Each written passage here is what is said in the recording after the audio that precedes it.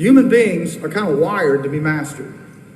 We're going to be a slave of something. And Paul chooses to use slavery here to demonstrate a spiritual truth. In fact, he goes on to say, I'm speaking in human terms because of the weakness of your flesh. There's so much in the Bible we can't understand that has to be brought down to a human level that it loses the full power of its truth. The book of Revelation is like that. You're seeing end times things in a first century man's eyes. And he's trying to describe it in his weakness of his humanness.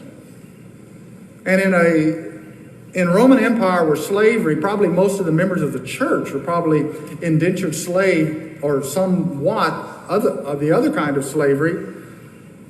They understood this concept of a master in your life.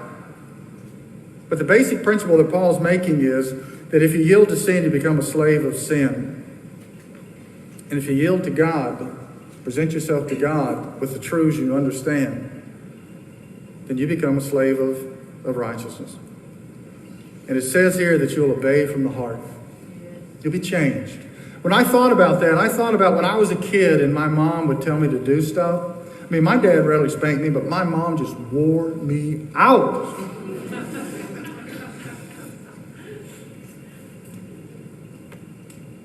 And my heart didn't want to hear it. I don't want to do that. Leave me alone. I didn't obey from the heart. But when I grew up, something changed. My mom couldn't ask me to do too much. And I would do it with joy and excitement that I could do this for my mom, this lady who raised me, put up with me. When I was not obeying from the heart, it was because of rules and pressure. Suddenly, a transformation happened. I was obeying from the heart. And I loved to do it because I understood the relationship now. And if your Christianity is just all these rules, and I don't want to do this, and I don't want to be a part of that, don't ask me to do that, you're not obeying from the heart. When I came to faith in Christ, I wanted God to make me a list. Give me something that I can start doing to show you how much I love you for what you've done in my life.